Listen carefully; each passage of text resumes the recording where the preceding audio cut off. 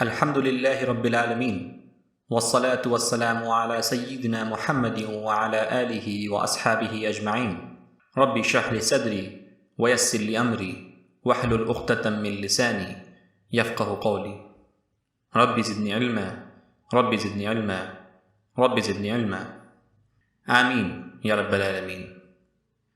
أما بعد فأعوذ بالله من الشيطان الرجيم بسم الله الرحمن الرحيم. Assalamu alaikum wa rahmatullahi wa barakatuh. Welcome to yet another exciting course from Team CIFIA. This course content has been created under the guidance of Sheikh Mir Asadullah Qadri, and I am a member of Team CIFIA, going to be your trainer today. Together, you and I will go into this exciting journey of learning about this important concept of Sahih Iman. So, welcome aboard. Hadhrat Umar radiyallahu ta'ala anhu. This course content is divided into the following lectures.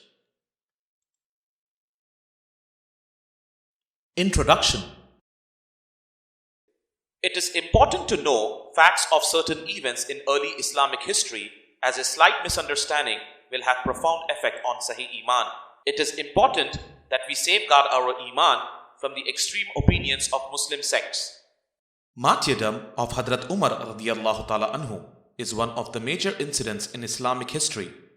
We have described facts in this course as contained in authentic Islamic literature. A hadith, Quranic verses, and scholars' opinions have also been cited. The course is aimed at clearing the misunderstanding on historical issues. We hope our students will benefit from it.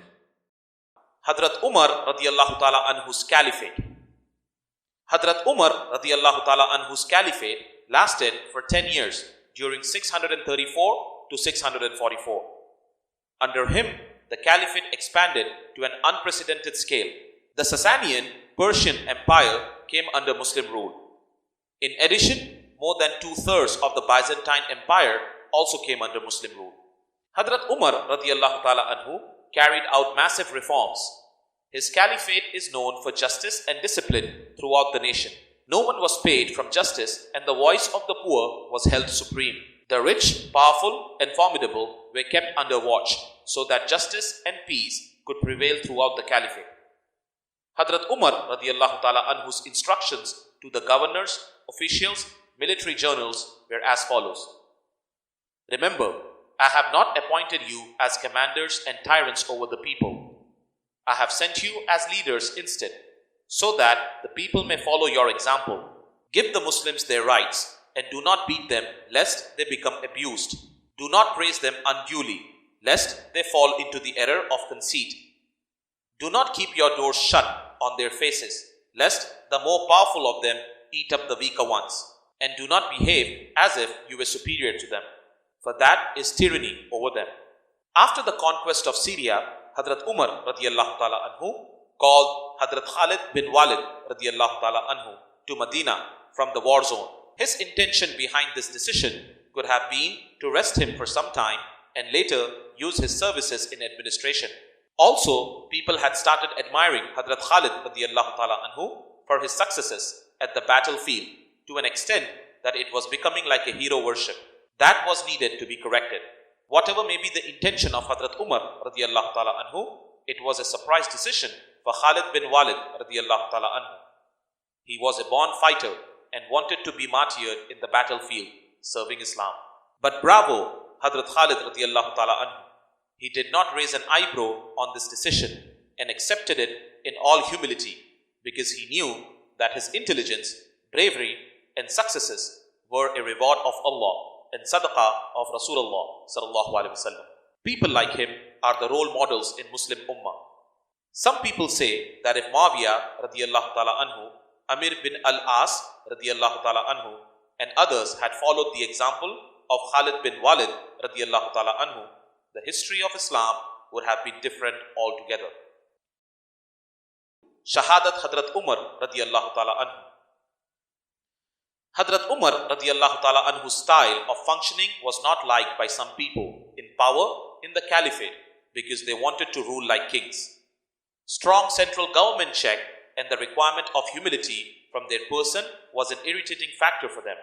Therefore, they conspired to get rid of him in order to acquire the leadership of the nation and enjoy the benefits of power and money as kings. They were secret plans and a unified action by the conspirators. In October 644, when Hadhrat Umar radiallahu ta'ala anhu went for Hajj, the hired people of the conspirators were seen telling people that this was the last Hajj of Umar radiallahu ta'ala anhu, as he will be assassinated soon. Jubair ibn Mut'im, who was the companion of Hadhrat Umar radiallahu ta'ala anhu, during the Hajj, witnessed a man standing atop a hillock shouting, "This is the last Hajj of Umar radiallahu ta'ala anhu, and he will never come here again."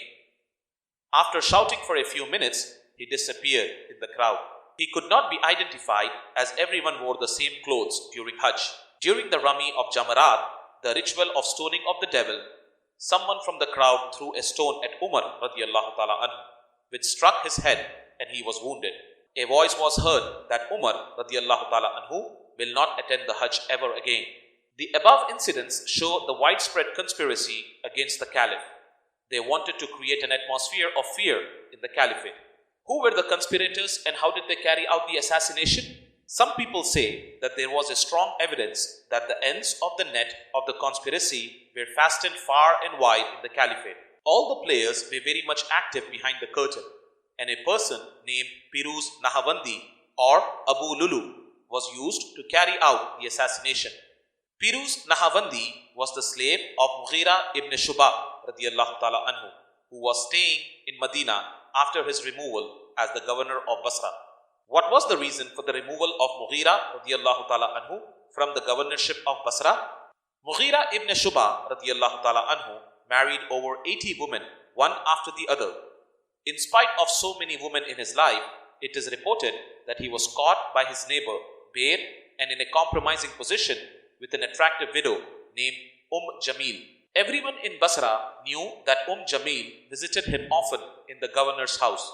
The act was also witnessed by a few other people. The matter was brought to the notice of Caliph Umar radiallahu ta'ala anhu in Medina. Mughira radiallahu ta'ala anhu was summoned to Medina. During the trial, he pleaded not guilty. The trial court was surprised when one of the 4 eyewitnesses who was part of the original complaint and had arrived from Basra to give witness backed out. No one knew why did he back out. The remaining 3 were cross-examined and the judge acquitted Mughira radiallahu ta'ala anhu on account of insufficient testimony. After the trial, Hadhrat Umar radiallahu ta'ala anhu did not reinstate Mughira radiallahu ta'ala anhu, as he was acquitted from the charges on technical grounds. As we have described above, Piruz Nahavandi was the slave of Mughira radiallahu ta'ala anhu. The conspirators of Hadhrat Umar radiallahu ta'ala anhu's assassination spread the story that Piruz Nahavandi had personal grudge against Hadhrat Umar. What was the reason for his grudge against Hadhrat Umar radiallahu ta'ala anhu? The story spread was Piruz complained to Hadhrat Umar radiallahu ta'ala anhu, saying Mughira radiallahu ta'ala anhu was overburdening him by a heavy tax on his personal income he earned independently. On receiving the complaint, Mughira radiallahu ta'ala anhu was asked to provide details about his dealings with the slave. The complaint was disposed of in favor of Mughira radiallahu ta'ala anhu, as it was found that Piruz's complaint was not based on facts. It is hard to believe that a slave of a governor will dare to complain to the caliph against his master. Secondly, can this be a reason for the slave to go and kill the caliph? If his voice was not heard in the province and even in the central government, then it is most likely and logical that he would go and kill his master rather than kill the head of the state in federal capital. Also, for over an year, Caliph Umar radiallahu ta'ala anhu was continuously being threatened for his impending assassination at different places in the caliphate. When so many people were talking about the assassination, then how can it be treated as the work of a single person and who would kill the caliph for the grudge over the actions of a third person, his master? Piruz was the slave of Mughira radiallahu ta'ala anhu, and slaves generally do not enjoy free will. They have to listen to the orders of their masters. In addition, they are kept under close watch by their masters. Piruz planned the assassination so meticulously in the company of so many people, and his master, who happened to be a governor of a province, was not aware of it. Is indeed a strange phenomenon. Also, the fact that Mughira radiallahu ta'ala anhu was reinstated as governor during Muawiyah radiallahu ta'ala anhu's rule. All these facts make the issue of assassination of Hadhrat Umar radiallahu ta'ala anhu very intriguing. Piruz was to play the part of a suicide killer, and he knew that he had to kill himself rather than be caught alive. If he was caught alive, the entire conspiracy would have become public and the kingpins would have been exposed. Therefore, he acted as per the plan. After he fatally attacked Hadhrat Umar radiallahu ta'ala anhu during the Fajr prayer, he tried to escape from Masjid Nabawi in the cover of the dark. However, he was intercepted by the people praying behind Hadhrat Umar radiallahu ta'ala anhu with their bare hands. In order to escape from the mosque, he stabbed and killed 9 more people, and many others were wounded. Alright, this concludes the lecture. Take a breather, and we will get back in a minute to continue this journey of learning.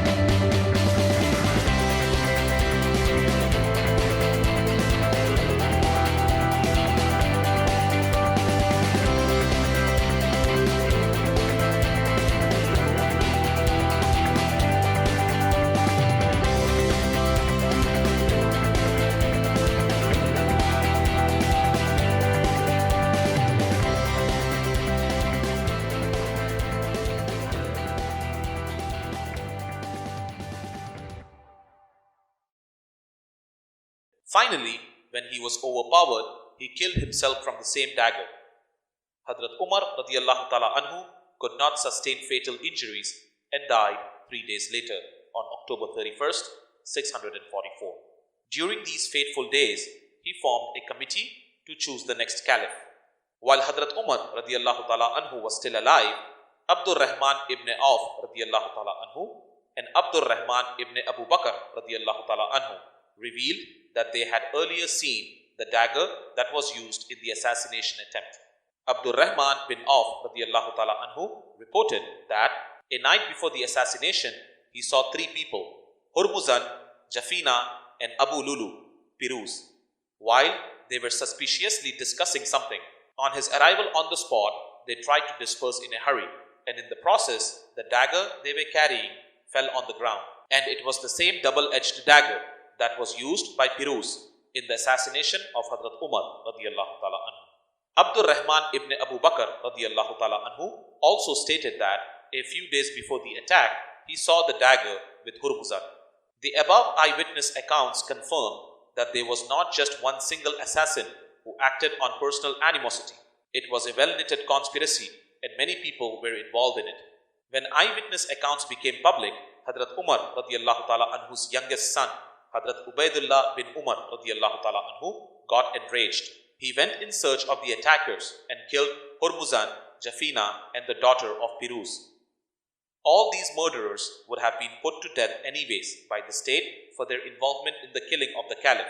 And if they were caught alive, more people would have come under the net of law enforcement authorities and punished. Another notable event took place at that time. Amr bin al-As radiallahu ta'ala anhu was the governor of Egypt, but he happened to be in Medina at that time. When the names of the assassins were disclosed and Hadhrat Ubaidullah bin Umar radiallahu ta'ala anhu went to punish them for their crime, Amr ibn al-As radiallahu ta'ala anhu, along with a few of his associates, rushed towards him, intercepted him, captured him, and brought him in front of the wounded caliph who was on his deathbed, charging Ubaidullah bin Umar radiallahu ta'ala anhu as the killer of 3 innocent people and demanding Hadhrat Umar radiallahu ta'ala anhu to punish his son. Ubaidullah ibn Umar radiallahu ta'ala anhu was arrested and Hadhrat Umar radiallahu ta'ala anhu advised, let the new caliph take care of this case. Amr bin al-As radiyallahu ta'ala anhu was the governor of Egypt, not responsible for the security issues in Medina. It is not known why he was in Medina at that time and what prompted him to take that swift action, level murder charges against Hadhrat Ubaidullah bin Umar radiyallahu ta'ala anhu, even before the law enforcement authorities in Medina could act. The presence of Amr ibn al-As radiyallahu ta'ala anhu in Medina at that time, his attempt to stop Hadhrat Ubaidullah ibn Umar radiyallahu ta'ala anhu and later becoming the right-hand man of Muawiyah radiyallahu ta'ala anhu and Muawiyah radiyallahu ta'ala anhu reinstating him as the governor of Egypt during his rule, all these facts make the issue of assassination of Hadhrat Umar radiyallahu ta'ala anhu more intriguing. Hadhrat Umar radiyallahu ta'ala anhu died of the wounds 3 days later. He was aware that he will be martyred. It is in Hadith. Shaykh narrated that he had heard Hudayfa radiyallahu ta'ala anhu saying, "Once I was sitting with Umar radiyallahu ta'ala anhu, and he said, 'Who among you remembers the statement of Allah's Apostle sallallahu alaihi wasallam about the afflictions?' I said, 'I know it as the Prophet sallallahu alaihi wasallam had said it.' Umar radiyallahu ta'ala anhu said, 'No doubt you are bold.' I said, 'The afflictions caused for a man by his wife, money, children, and neighbor are expiated by his prayers, fasting, charity, and by enjoining what is good and forbidding what is evil.' Umar radiyallahu ta'ala anhu said, 'I did not mean that, but I asked about that affliction which will spread like the waves of the sea.' I, Hudayfa radiyallahu ta'ala anhu said, 'O leader of the faithful believers, you need not be afraid of it, as there is a closed door between you and it.' Umar radiyallahu ta'ala anhu asked, 'Will the door be broken or opened?' I replied, 'It will be broken.' Umar radiyallahu ta'ala anhu said, 'Then it will never be closed again.' I was asked whether Umar radiyallahu ta'ala anhu knew that door. I replied that he knew it, as one knows that there will be night before the tomorrow morning. I narrated a hadith that was free from any misstatement. The sub-narrator added that they deputized Masruh to ask Hudayfa radiyallahu ta'ala anhu about the door. Hudayfa radiyallahu ta'ala anhu said the door was Umar radiyallahu ta'ala anhu himself. Bukhari, book number 9. Muawiyah radiyallahu ta'ala anhu's role. At-Tabari wrote, when Uthman radiyallahu ta'ala anhu was besieged, Amr bin al-As radiyallahu ta'ala anhu, who was a bitter critic of the Caliph and part of the people who were aiding the writers, quietly left Medina and stayed in the palace of Al-Ajlan he built for himself. When he got the news of assassination of Hadhrat Uthman radiyallahu ta'ala anhu, he said some very harsh words accusing the Caliph and showing happiness on his assassination. History of At-Tabari, English version, volume 15, pages 171 to 172. Amr ibn al-As radiyallahu ta'ala anhu's rebellion against the caliphate reached to its peak during the caliphate of Hadhrat Ali radiyallahu ta'ala anhu. He became the right hand of Muawiyah radiyallahu ta'ala anhu. It is narrated in Hadith Bukhari that Muawiyah radiyallahu ta'ala anhu declared in front of a large gathering of Sahaba, Tabaeen, and Muslims that he was more rightful to be the Khalifa than Hadhrat Umar radiyallahu ta'ala anhu. Read the following Hadith Bukhari, narrated Ikrimah bin Khalid radiyallahu ta'ala anhu. Ibn Umar radiyallahu ta'ala anhu said, I went to Mu'mineen Hafsa radiyallahu ta'ala anha while water was dribbling from her twined braids. I said, the condition of the people is as you see, and no authority has been given to me. Hafsa radiyallahu ta'ala anha said to me, go to them, and as the people are waiting for you, and I'm afraid your absence from them will cause division among them. So Hafsa radiyallahu ta'ala anha did not leave Ibn Umar radiyallahu ta'ala anhu till we went to them. When the people differed, Muawiyah radiyallahu ta'ala anhu addressed the people saying, if anybody wants to say anything in this matter of the caliphate, he should show up and not conceal himself, for we are more rightful to be the caliph than he. Ibn Umar radiyallahu ta'ala anhu and his father Umar radiyallahu ta'ala anhu. On that, Habib bin Masalama radiyallahu ta'ala anhu said to Ibn Umar radiyallahu ta'ala anhu, why don't you reply to him? Muawiyah radiyallahu ta'ala anhu, Abdullah bin Umar radiyallahu ta'ala anhu said, I untied my garment that was going round my back and legs while I was sitting and was about to say, He who fought against you, Muawiyah radiyallahu ta'ala anhu, and against your father, Abu Sufyan radiyallahu ta'ala anhu, for the sake of Islam, is more rightful to be a caliph. But I was afraid that my statement might cause differences among the people and cause bloodshed, and my statement might be interpreted not as I intended. So I kept quiet, remembering what Allah has prepared in the gardens of paradise for those who prefer hereafter over this worldly life. Habib radiyallahu ta'ala anhu said, "You did what kept you safe and secure." Bukhari 4108, book number 64, chapter 29, Battle of Khandaq. Alright, this concludes the lecture. Before you go, you can find more information of many other Islamic topics like the one we discussed in this course at sahiiman.com/books. Hundreds of books available explaining multiple Islamic topics up for grabs for free. So do check it out. Thank you for signing up for this course. We hope you had a great time learning about this important topic as we had preparing this course for you. See you again for another exciting learning experience at the correct Islamic Faith International Academy. Until then, it's goodbye from us at Team CIFIA.